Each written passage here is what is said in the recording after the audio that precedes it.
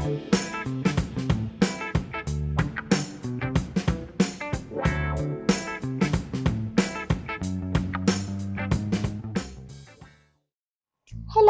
Today I will be interviewing Juliano Martins, an accomplished polyglot who is one of the founders of the Poliglotar and now the head organizer of the event.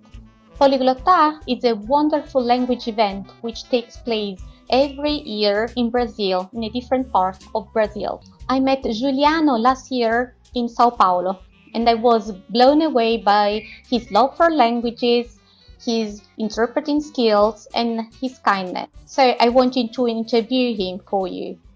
The interview will be in English, but towards the end we will have a little surprise for you. Hi Juliano! Hello Elisa, thank you very much for the invitation. Thank you very much for being here today. The first question is, can you introduce yourself a bit? Okay, my name is Juliano. I am from Brazil. I am 40 years old and have 2 kids. And I love languages. I studied languages for around 26 years now, and I speak some of them. And I work as a translator and interpreter for 12 years. That is, I made my passion as my job. That's fantastic. On the top of that, you are the organizer of Polyglottar. What is that?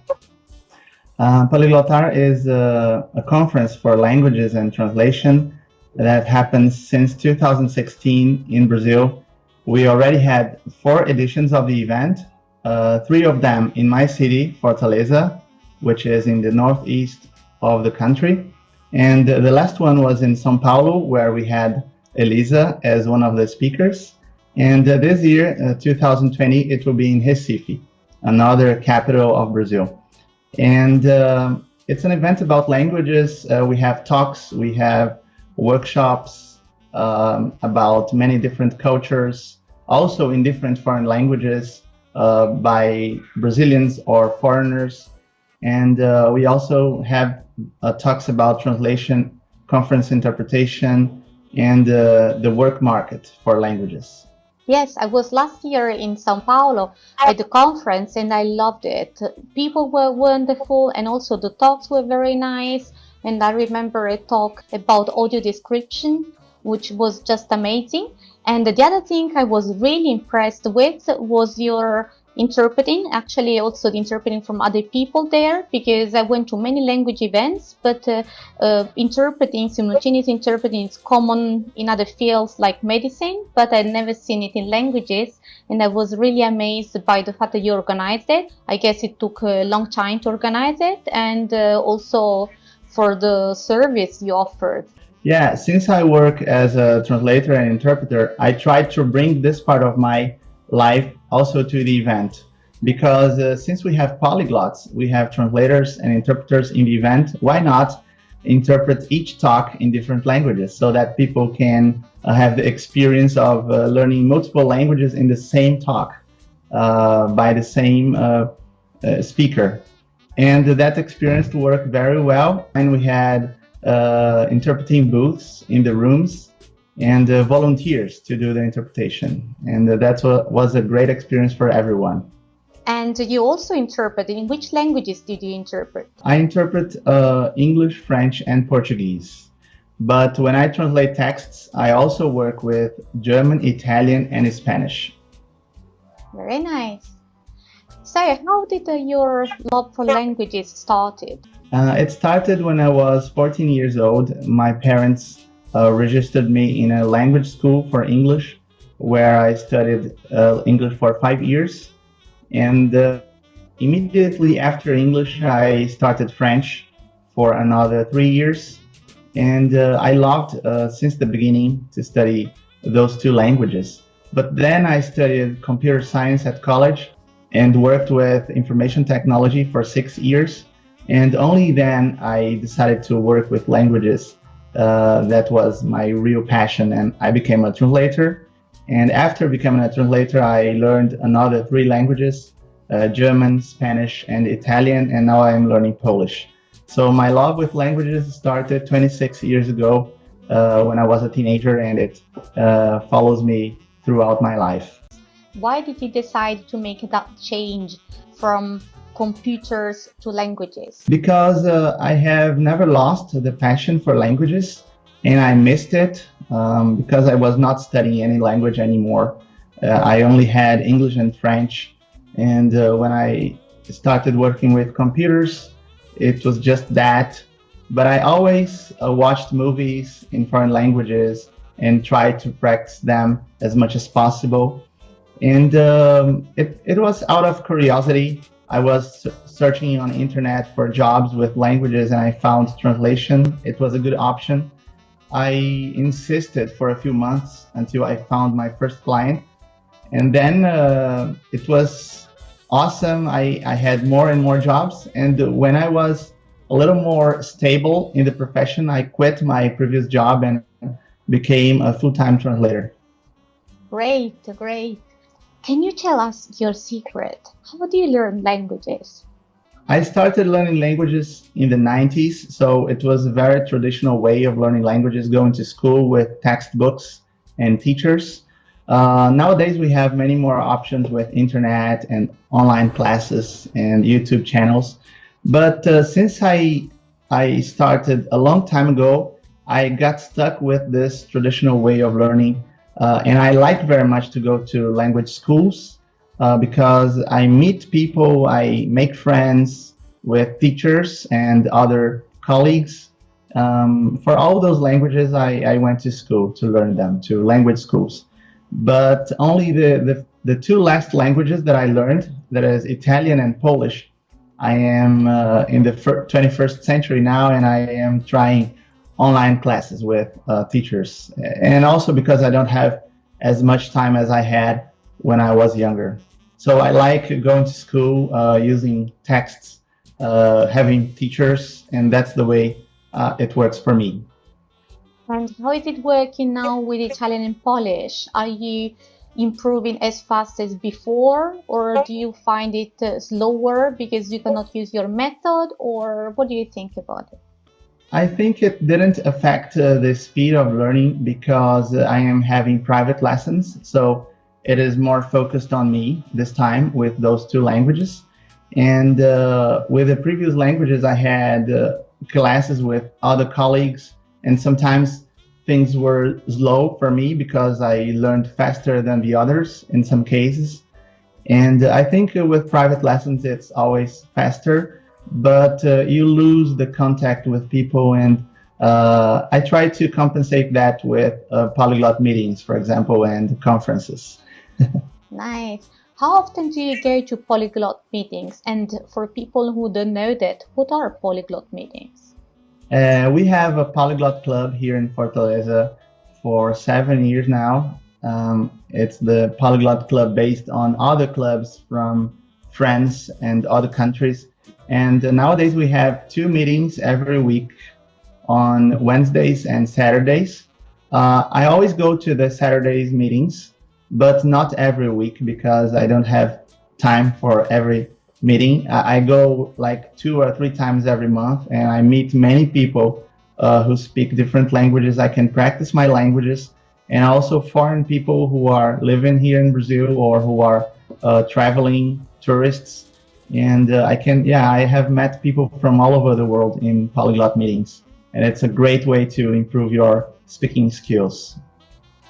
That's really, I also like them very much, and you can find them all over the world.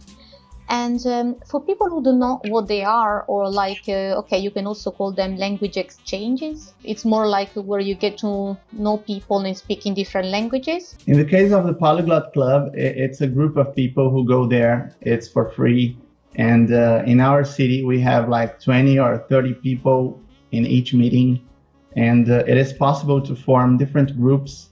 For example, a group for English, another group for French, and they are formed very spontaneously depending on who is going to the meeting. And then you meet new people, you make friends, you practice languages. It only has very good advantages. How many languages do you have to know in order to go to those polyglot meetings?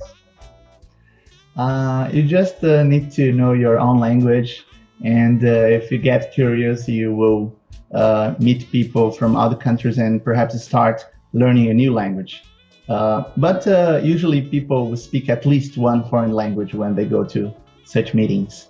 For example, in my case, when I participated in the Polyglottar conference, after the first one, I started learning Italian. And after the last one, I started learning Polish. So those conferences make you want to learn new languages all the time. And perhaps in 3 or 4 years, I will start a new language, and I don't know which one. Very nice. Do you have any tip for people who want to improve their languages or to start a new language from scratch? One thing you have to take into consideration is that it's not going to be so fast to learn a language or to master it completely. Probably you will always have to learn the same language for years and years. So you don't have to be in a hurry to learn a language. That's a very good tip. You have to take your time, learn the language, and have an environment that makes you have contact with the language. So my tip is to be patient and to be constant in the learning. Constantly, every week, a few days a week at least, you have to study it, and for a few years, and not lose the interest in the language. And after that, you will learn it.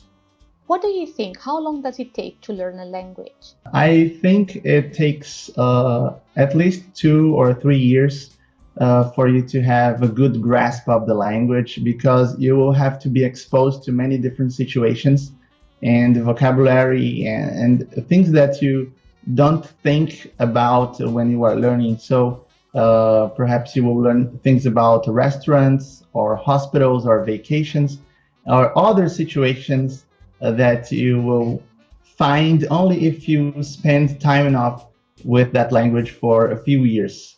Otherwise, if you study only a few months, maybe you will not be exposed to situations that can happen in anyone's life. And if you are in a hurry, you will not go deep in those vocabularies that much. Good question for you. Let's say that because of your job, or not as a translator, otherwise it would be too complicated, but let's say that because of a job, you needed to learn a language in a very short time. If you had all the time in the world in those 2, 3, 4, 6 months, do you think it would be enough for you to learn a language, at least in a way that you would be able to interact with people, talk about a certain number of topics? So not to be fluent in any topic, not like philosophy, computer, and psychology, but to be fluent in what interests you. Do you think you would be able to do that? Yes, it is possible in certain situations. Some people have the necessity of learning a language because they are going to study abroad in the university, or they are going to work in another country and they have a deadline for that.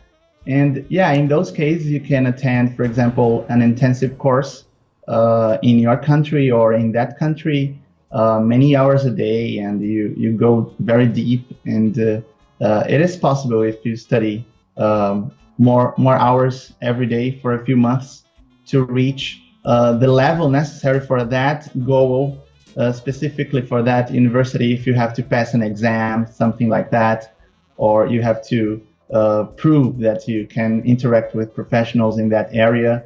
Yeah, it's possible if you filter the fields that you have to learn and go to an intensive course. Yes, of course. Juliano, can you give another tip? What about motivation? How can you keep being motivated? To keep being motivated, you have to find materials that you find interesting. For example, I like movies a lot, and I am always watching movies or TV series in the languages that I am learning. So if you do something that you have pleasure with the language, it will keep you motivated. Also, if you meet people, if you read about the culture of the country, if you interact more with that thing, you will find it interesting to continue studying. Because if you don't have any attachment, if you don't have any good reason or people you know, or you don't study anything about the country, then you will soon lose interest in that language. How do you decide what you want to watch or what textbook you want to use? Is it more like you take one randomly and you see whether you like it or not? Or do you prefer to get some suggestions, or do you have a special trick? When I select a book to read, it's usually a book that I am interested in reading, and then I try to find a book in that language, or perhaps depending on the circumstances, if I find a book that is in that language and that would be the only source for me to read in that language, then I would have to deal with it. And yeah, I have already picked some books in Italian or German because I was learning the languages and I read them. But of course, you can always try to find something in the fields that you are interested in. Very nice. So, before we finish this interview, would you like to say something in different languages? Certamente, posso dire alcune cose in italiano, è una lingua che sto imparando da 3 anni con un professore privato su Skype e mi piace moltissimo imparare questa lingua che è molto bella. Bravissimo, bravissimo. Vielleicht auf Deutsch? Okay, Deutsch ist eine Sprache, die mir sehr gut gefällt. Ich habe angefangen, diese Sprache zu lernen, weil ich einen sehr guten Freund habe, der in Österreich wohnt, und ich konnte bei ihm wohnen. Und ich bin schon mehrmals nach Österreich und Deutschland gereist und viele Städte dieser Länder besucht. Und ja, ich habe viele Freunde. Auch ein Deutschlehrer von mir ist ein sehr guter Freund seit 2008. Er kommt nach Brasilien jedes Jahr 2-mal in Urlaub und wir sprechen immer auf Deutsch und Portugiesisch. Ja, das ist eine Sprache, die ich sehr, sehr viel gelernt habe. Super, sehr gut. En français? En français, bien, le français, c'était la deuxième langue étrangère que j'ai appris après l'anglais. Ça me plaît beaucoup. J'ai étudié dans une école ici à Fortaleza et mes professeurs de français étaient de la France. Donc, j'ai appris la langue avec des natifs. Et aujourd'hui, je travaille avec le français comme traducteur et aussi interprète. Et mon premier travail de traduction et aussi mon premier travail d'interprétation, c'était en français. Donc, le français a ouvert les portes de cette profession pour moi. Mais après, j'ai commencé à travailler plus avec l'anglais parce qu'il y a une demande plus forte en anglais, mais le français est pour moi une langue essentielle. Très bien, merci. En español? En español, por supuesto. Yo no había empezado antes a estudiar español porque pensaba que era un idioma muy similar al portugués.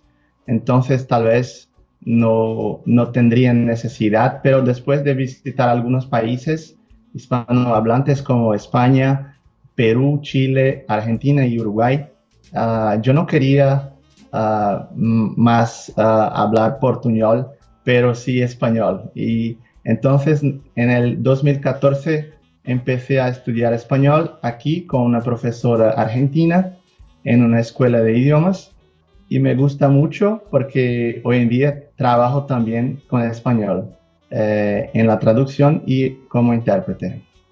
Qué bien, qué bien. Sé que estás estudiando polaco, sé que no lo estás aprendiendo desde hace mucho, pero ¿quieres decirnos algo en polaco? Tak, uczę się polskiego od 4 miesiące. Mam na imię Juliano i jestem z Brazylii. Bardzo dobrze. Dziękuję. I know that you're Brazilian, but for those who love Portuguese, most probably would love to hear you saying something in Portuguese. Com certeza. Português é uma língua muito linda. Eu acho que é bem interessante para as pessoas aprenderem essa língua, porque o Brasil é um país muito grande. E também tem outros países, né? Claro, Portugal, alguns países africanos, como Angola, Guiné-Bissau e outros. Então, português é uma das línguas mais faladas no mundo. Se não me engano, é a 5ª maior língua. Então, é uma língua que tem muita música, muitos sons, muita história. Então, vale a pena aprender português também. Thank you very much, Juliano. It was a pleasure. It was very interesting. Thank you so much. Thank you very much, Elisa, one more time for the invitation. It was a pleasure to talk to you. A presto. Bye bye. A presto. Papá.